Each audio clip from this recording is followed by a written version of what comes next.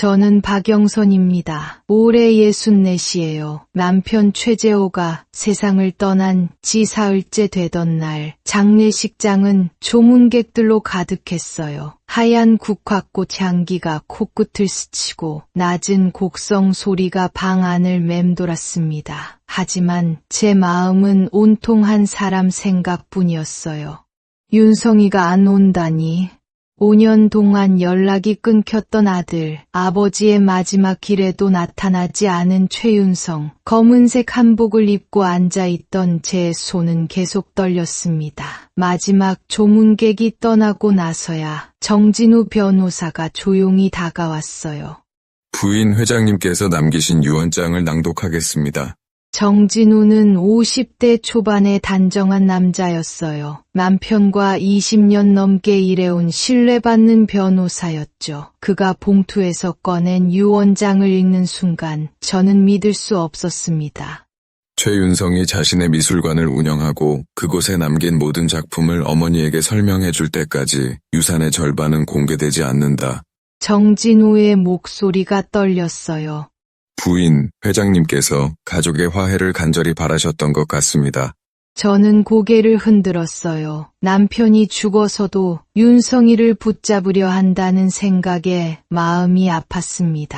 그날 밤 저는 결심했어요. 아무리 차가운 시선을 받더라도 아들을 만나러 가야겠다고. 이틀 후 저는 윤성이의 미술관 앞에 섰습니다. 깔끔한 흰색 건물에 최윤성 갤러리라는 간판이 걸려 있었어요. 문을 열고 들어서는데 가슴이 두근거렸습니다. 5년 만에 보는 아들의 얼굴은 날카로워져 있었어요. 왜 오셨습니까? 아버지가 죽어서도 날 괴롭히는군요. 차갑게 내뱉는 말에 제 마음은 무너져 내렸어요. 하지만 저는 용기를 내어 유언장 이야기를 꺼냈습니다. 윤성이는 냉소적으로 웃더니 말했어요. 윤성이는 처음엔 거절했지만 제 간절한 눈빛을 본 뒤 마지못해 고개를 끄덕였어요. 갤러리 안은 고요했고 점점 어두워지는 오후 햇살이 작품들을 비추고 있었습니다. 이 작품은 침묵의 벽이라고 해요. 윤성이가 가리킨 그림은 검은 물감으로 칠해진 거대한 캔버스였어요. 가운데 작은 구멍 하나가 뚫려 있고 그 안에서 희미한 빛이 새어나오고 있었습니다. 아버지와 저 사이의 관계였죠. 아무것도 통하지 않는 벽. 윤성이의 목소리에는 오랜 상처가 배어 있었어요. 저는 조용히 듣고 있었습니다. 그가 다음 작품으로 안내했어요. 이건 기억의 파편들입니다.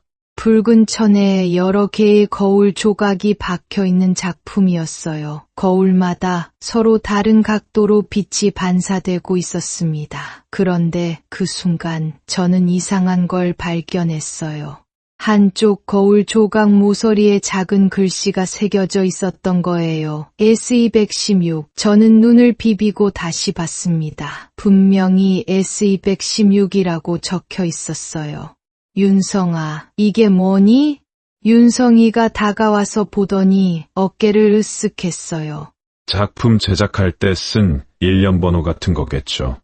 하지만 저는 이상했어요. 그 문자가 왠지 익숙했거든요. 집에 돌아와서 남편의 물건들을 뒤져봤습니다. 그리고 발견했어요. 남편이 늘 가지고 다니던 만년필 뒷면에 똑같은 문양이 새겨져 있었던 거예요. S216. 이건 우연이 아니었어요. 남편이 윤성이에게 남긴 메시지였을지도 모른다는 생각이 들었습니다. 그 밤 저는 잠을 이루지 못했어요. 남편이 도대체 무슨 비밀을 숨기고 있었던 걸까요? 다음 날 아침 저는 다시 윤성이를 찾아갔어요. 만년필을 보여주며 말했습니다. 이 문양과 내 작품의 글씨가 똑같아. 아버지가 뭔가 남겨둔 게 틀림없어. 윤성이의 표정이 달라졌어요. 처음으로 아버지에 대한 진짜 관심을 보이는 것 같았습니다. 윤성이와 함께 집으로 돌아왔을 때는 이미 저녁이었어요. 남편의 서재는 그대로 남겨둔 채였습니다. 책장 가득한 두꺼운 책들, 그리고 커다란 책상 위에 정리된 서류들, 모든 게 남편의 냄새를 간직하고 있었어요. 어디서부터 찾아야 할까요? 윤성이가 만년필을 들여다보며 중얼거렸어요. 저는 책상 서랍부터 하나씩 열어보기 시작했습니다. 세 번째 서랍에서 이상한 걸 발견했어요. 서랍 바닥에 작은 구멍이 있었고 그 안에 무언가 숨겨져 있는 것 같았어요. 윤성이가 만년필의 끝부분을 구멍에 맞춰보더니 소리쳤어요. 어머니, 이거 열쇠예요. 딸깍 소리와 함께 서랍 뒤편 벽이 살짝 열렸습니다. 그 안에는 작은 금고가 숨겨져 있었어요. 금고 위쪽에는 만년필 문양과 똑같은 표시가 새겨져 있었습니다. 윤성이가 조심스럽게 금고를 열었어요. 안에는 낡은 사진 한 장과 빈 USB 케이스가 들어있었어요. 사진 속에는 젊은 시절의 남편과 남상규가 어깨동무를 하고 웃고 있었습니다. 20년도 더 된 사진 같았어요. USB는 어디 갔을까요? 윤성이가 빈 케이스를 들여다보며 말했어요. 저는 불안했습니다. 남편이 왜 이런 걸 숨겨둔 걸까요? 그때 문득 남상규 생각이 났어요. 남편과 의형제처럼 지내던 유일하게 믿을 수 있는 사람. 다음 날 저는 남상규에게 전화를 걸었어요. 상규 씨, 집에 좀 와주면 안 될까요? 남편이 이상한 걸 남겨뒀는데. 1시간 후 남상규가 집에 왔어요. 60대 초반의 그는 여전히 듬직해 보였습니다. 검은 정장을 입고 근엄한 표정으로 저를 위로해 주었어요.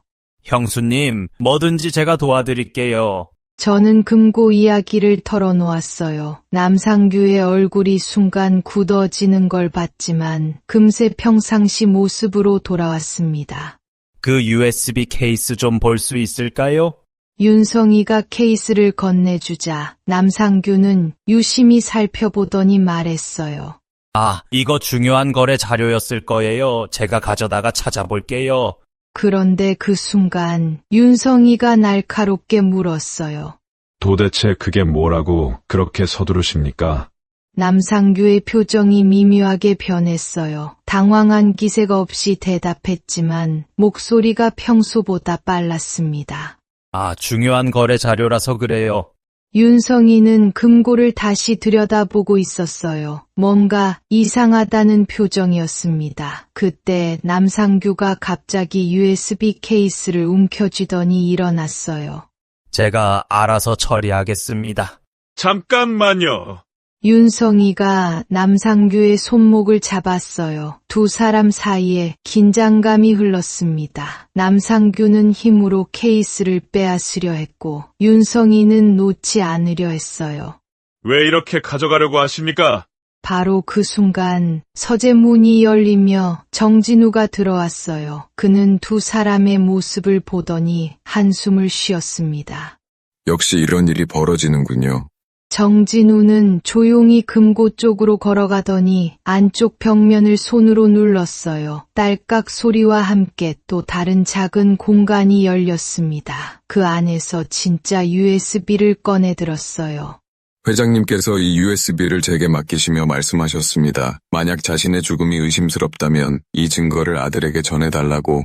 남상규의 얼굴이 창백해졌어요. 저는 무슨 일인지 이해할 수 없었습니다. 이게 도대체 무슨 말이죠? 정진우가 무겁게 입을 열었어요. 부인 회장님의 죽음이 자연사가 아닐 수도 있습니다. 그 말에 저는 주저앉았어요. 윤성이가 급히 저를 부축했습니다. 남상규는 이미 문 쪽으로 향하고 있었어요. 이런 미친 소리를... 하지만 정진우가 막았어요. 남상무님, 이미 늦었습니다. 모든 게 기록되어 있어요. 다음 날 저희는 컴퓨터 전문가를 불러 USB를 해독했어요. 화면에 나타난 건 최재호와 남상규의 대화 영상이었습니다. 남편이 몰래 녹화해둔 거였어요. 영상 속에서 남상규는 차가운 미소를 지으며 말했어요. 형님, 제게 평생 의형제라고 하셨죠. 그런데 이상하게도 형님이 이룬 모든 것이 저의 것이 되어야 할 것 같았습니다. 그리고 남상규가 작은 병에서 무언가를 남편의 차에 넣는 모습이 나왔어요. 이 약은 심장병 환자에게는 치명적이죠. 서서히 고통스럽게 죽어가겠죠. 저는 소리 없이 울었어요. 남편의 죽음이 살인이었다니. 저와 윤성이는 며칠 동안 말을 잇지 못했어요. 영상을 반복해서 보면서도 믿기지 않았습니다. 그토록 믿었던 남상규가 남편을 죽인 살인자였다니요. 정진우가 모든 증거를 정리해서 경찰에 제출했어요. 남상규는 이틀 후 긴급 체포되었습니다. 뉴스에서는 연일 이 사건을 다뤘어요. 재개건물 최재호 회장 살인사건, 절친한 동업자가 범인으로 밝혀져. 남상규의 사업체들은 순식간에 무너졌어요. 주가는 폭락했고 임직원들은 하루아침에 일자리를 잃었습니다. 그가 평생 쌓아올린 모든 것이 한순간에 사라져버렸어요. 법정에 섰을 때의 남상규는 초라했어요. 한때 당당했던 모습은 온데간데 없고 수염도 기르지 못한 채 수감복을 입고 있었습니다. 판사 앞에서 그는 울부짖었어요. 내가 당신 때문에 항상 당신의 그림자에 갇혀 살았다고 왜 나만 초라해야 했나? 하지만 윤성이는 차가운 눈빛으로 그를 바라볼 뿐이었어요. 저 역시 분노보다는 허망함이 더 컸습니다. 평생 가족처럼 여겼던 사람이 이럴 줄이야. 남상규는 살인죄로 무기징역을 선고받았어요. 법정을 나서면서 그가 저를 바라봤는데 그 눈빛에는 후회가 아닌 원망만 가득했어요. 형수님, 저도 행복하고 싶었을 뿐이에요. 저는 대답하지 않았어요. 행복을 위해 사람을 죽인다는 게 말이 되나요? 그의 변명은 너무 허무했습니다. 집으로 돌아오는 길에 윤성이가 조용히 말했어요. 어머니, 이제 아버지를 이해할 것 같아요. 그 말에 저는 고개를 끄덕였어요. 남편이 왜 그 영상을 남겼는지, 왜 복잡한 유언을 만들었는지 이제 알겠었어요. 가족을 지키려는 마지막 노력이었던 거예요. 모든 일이 정리된 후 저와 윤성이는 처음으로 진솔한 대화를 나눴어요. 윤성이의 갤러리에서였습니다. 따뜻한 오후 햇살이 작품들을 비추고 있었어요. 어머니, 죄송해요. 아버지를 오해했어요. 윤성이의 목소리가 떨렸어요. 저는 아들의 손을 꼭 잡았습니다. 괜찮아. 이제 다 지나간 일이야.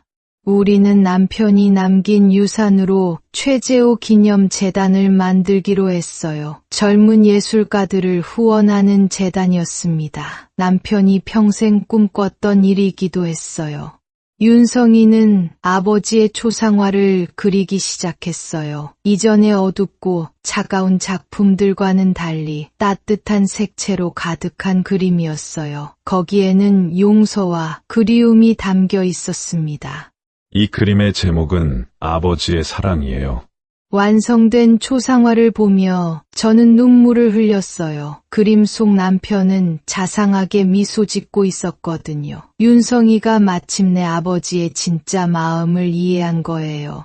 재단 개관식 날 많은 사람들이 찾아왔어요. 젊은 작가들, 미술계 인사들, 그리고 남편을 기억하는 사람들. 윤성이는 당당하게 인사말을 했어요.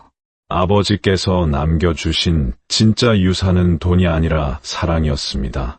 그 말을 들으며 저는 행복했어요. 우리 가족이 드디어 하나가 된 기분이었어요. 갤러리를 찾는 사람들의 밝은 웃음소리를 들으며 저는 남편이 어디선가 흡족해하고 있을 거라고 생각했어요. 저녁 무렵 윤성이와 함께 집으로 돌아가면서 말했어요. 이제 정말 새로운 시작인 것 같아. 윤성이가 제 어깨에 기대며 대답했어요. 네, 어머니, 우리 함께 행복하게 살아요. 그렇게 우리는 과거의 아픔을 딛고 새로운 가족이 되었어요. 남편 최재호가 남긴 진짜 유산은 서로를 사랑하고 이해하는 마음이었습니다. 이 이야기가 마음을 울리는 공감과 깊은 여운을 남겼다면 구독과 좋아요 부탁드립니다.